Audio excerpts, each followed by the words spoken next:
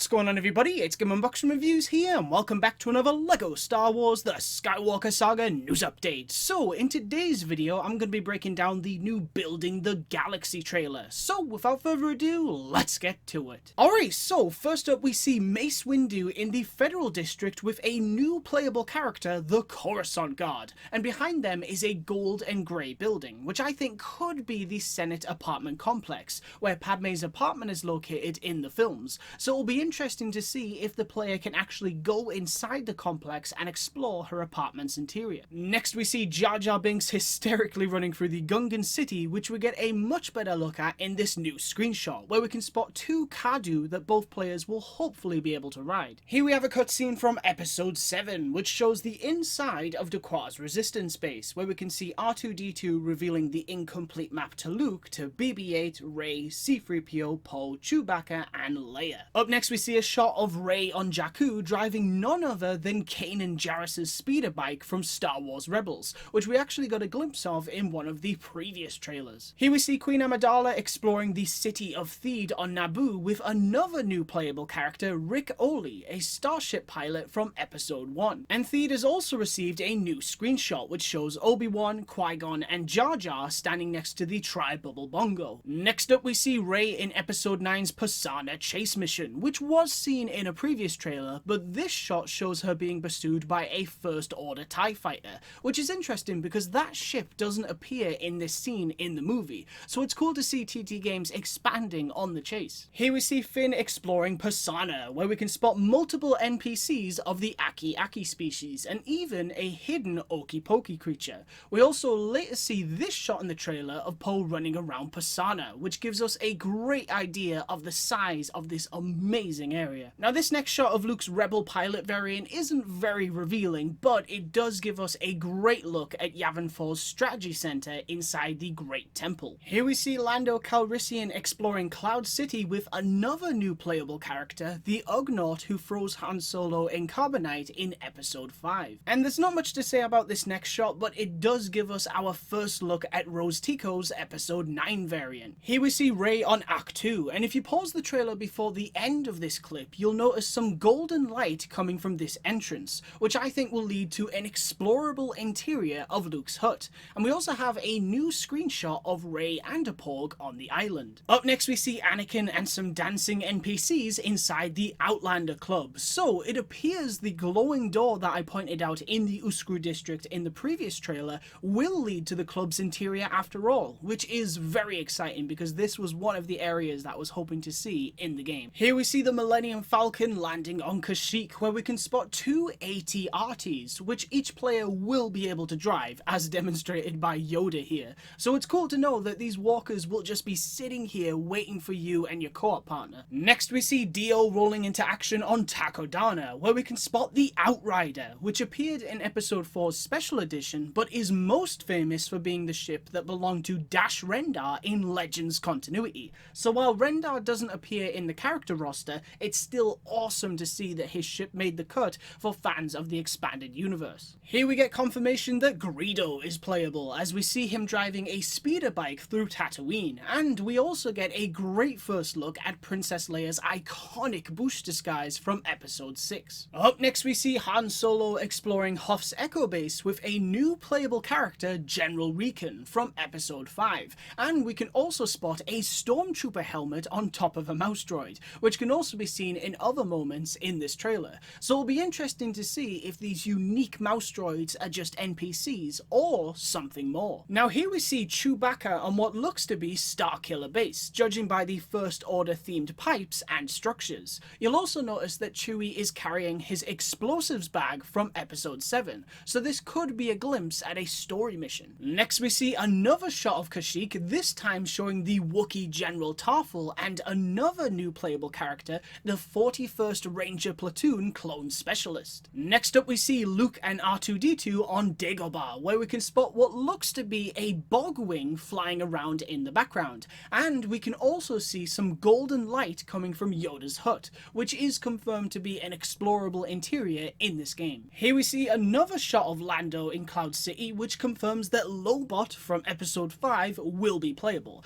and Cloud City has also received two new screenshots. The first one highlights the Millennium Falcon, while the other gives us our best look yet at the city, where we can also spot an open entrance, likely leading to the interior that we saw in the previous trailer. Next we see some visually stunning gameplay of Jar Jar in Naboo's swamp, where I also spotted what looks to be a Pikobi creature. Here we see Han sliding down a rope on Endor, so it appears that the player will be able to reach some pretty high areas on this planet. And Endor has also received this absolutely jaw-dropping new screenshot, which really shows off the game's incredible lighting and visuals. Up next we see Queen Amidala in Anakin's N1 Starfighter as she assists the Galactic Republic in a space battle against the Separatists, but we can also spot a blue icon for a clone trooper in the bottom right corner. Now, we've covered red icons for enemies in my previous trailer breakdowns, but this is the first time we've seen a blue icon for an ally, so I wonder why they appear. Could it just be a way of showing the player that an ally is talking, or is there something more to this? We'll have to wait and see. Here we see Luke during a quest with Figrin Dan and his band, the Modal Nodes, inside the Mos Eisley Cantina, but you can also spot these guys looking very upset in a previous trailer, so I think this quest will involve the player having to find and return the band's instruments, and we can see from the icon above them that your reward for completing this quest will be Figrin Dan unlocked as a new playable character. Here we see C-3PO on Tatooine about to start a quest with Gerald the Jawa, who we'll get to soon, because the icon above Gerald appears to reveal that your reward for completing his quest will be R5L26, an astromech droid from the Clone Wars. On to Gerald's quest now, which involves the player having to find and collect items to feed to this incredible brick build of the Sarlacc pit. And as C-3PO wanders around collecting, we can spot what looks like a yellow landspeeder near a set of buildings. Now, I couldn't find out who the landspeeder belongs to, so it might have just been made for the game, but I think the three buildings could be for Tosche Station, a power station and repair shop located on the outskirts of Anchorhead, which is confirmed to be an area of Tatooine that we can visit in this game. Now here we see the mission select screen for quests, which shows us that there are missions available both in space and on Exegol, Geonosis, Hoth, and more. 4 missions are locked while 2 are unlocked. One of them is Wampa Wonder, which involves the player having to help the nervous Wampa sneak out of Hoth's Echo Base, and after completing this mission you'll unlock the Wampa as a playable character. We can also see that you can track and untrack these missions, and down the left side there are icons of an exclamation point, a mini kit icon, and a tick star, which could be the section that shows all of the quests that you've completed, so maybe we'll be able to replay them all from here. There are also icons which I think represent the different types of quests, such as puzzles, races, and possibly missions that take place in space. And during the Wampa Wonder quest, we can see that the player is playing as ME8D9, an ancient protocol droid from episode 7. Now at this point in the trailer, it's revealed that some missions will involve the player having to travel from one planet to another. In this case, we see a Porg Keeper asking Luke to travel to Exegol, which brings us to our first look at the planet's destination screen, where you can choose to travel to Exegol space or land on the planet. We can also see that there are 5 Kyber bricks and 2 characters to unlock in space, and 21 Kyber bricks, 1 data card, 6 characters, and 2 vehicles to unlock at the Sith Citadel. And here we have our first look at Exegol outside, which looks very spooky with its dark atmosphere and lightning strikes in the sky. Cannot wait to explore this area. Next up we see Count Dooku using the Force to guide a ball into a box and unlock a new Kyber brick, but we can also spot 2 Kaminoans. One resembles a scientist, while the other appears to be Taun We from episode 2, and to her right is a Pauldron Stormtrooper and Jango Fett, who we later see in a different Kamino interior near another Kaminoan, who resembles Senator Halle Burtoni from the Clone Wars. Here we see Rose in the Canto Bight Casino about to tackle a memory puzzle, but before that we can spot R5M2, an astromech droid from episode 5, and later in the trailer we also see see a shot of Canto Bight outside, and the fact that the player can land on the beach, then walk their way up to the casino and actually go inside the interior is just incredible. Now here we get our first look at the ship selection screen, and we'll be going over all of these ships very shortly, but first we need to look at the icons down the left side. We can see that the Millennium Falcon icon represents ships, so the Star Destroyer icon must be for capital ships, which is interesting because we know that players can go inside those massive starships, but I wonder if this means that we can also fly them. And as for the minikit icon, I think this could be for microfighters, which were also unlockable in LEGO The Force Awakens. Now then, onto the ships. So some of these vehicles were instantly recognizable, while others involved a lot of guesswork and research. So going by alphabetical order as we work our way down from the top, we can see what I believe is the AA-9 Coruscant freighter, then there's the ARC-170 starfighter, this appears to be the atmospheric assault lander, then we have the B-Wing, the BTA-NR-2 Y-Wing, the BTL Y-Wing, the Platoon Legacy, which belonged to Ochi in Episode 9, then there's Boba Fett's starship, the CR-90 Corvette, aka the Tantive 4, then Count Dooku's Solar Sailor, this is without a doubt Darth Maul's Sith Infiltrator, next is Darth Vader's TIE Advanced, and the last two on this row appear to be a droid tri-fighter and the escape pod that C-3PO and R2-D2 used in Episode 4. Continuing on, we have what appears to be the Millennium Falcon's escape pod that Rey used in Episode 8. Then there's the First Order TIE Fighter, the Fortitude Transport. This one is actually a giant gung droid as a ship, which is amazing. Then we have General Grievous's Soulless One. This has to be the Ghost from Star Wars Rebels, as it also appeared in Episode 9. Then there's the H-type Nubian yacht. This looks to be the HMP droid gunship.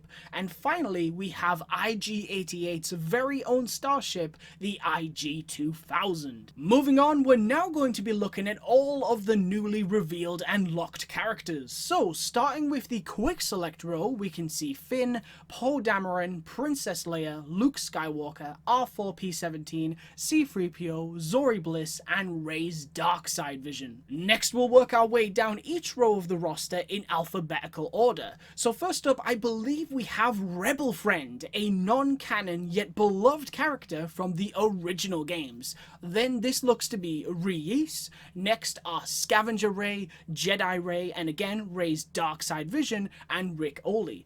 This appears to be Roger from LEGO's The Freemaker Adventures. Then we have Rose Tico and her First Order Officer disguise. Now after Rose, every character is locked, but here are my guesses for who I think is behind each icon. So continuing on, this is a tough one, but I think it might be Rothgar Den, rumoured to be a cybernetically enhanced Dengar. Then we have Rune Haako, Salacious Crumb, a Stormtrooper, a Scout Trooper, Sebulba, a Senate Guard, Shakti, Shmi Skywalker, Sidon Ithano, a Sith Cultist, a Sith Jet Trooper, and a Sith Probe Droid. And before we move on, I thought I'd share my guesses for some of the locked costumes. So with Rey, we can see that her Scavenger variant has 2 extra costumes, which I think will feature her Scavenger mask and Finn's jacket.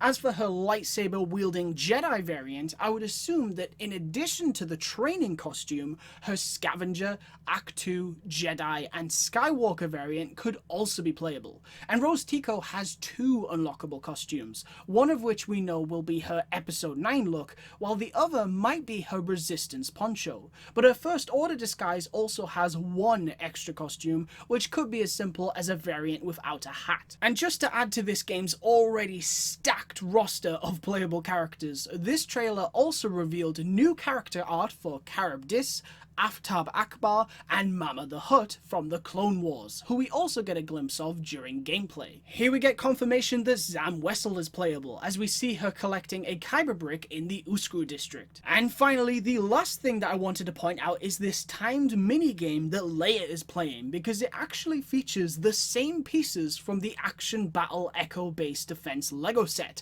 So a big shout out to itsdan23 on Reddit for spotting this awesome find. Alright, so that's pretty much it for this video. So I want to thank you all very much for watching, and as always, if you'd like to stay up to date with the latest news on LEGO Star Wars The Skywalker Saga, then please be sure to like, comment, and subscribe.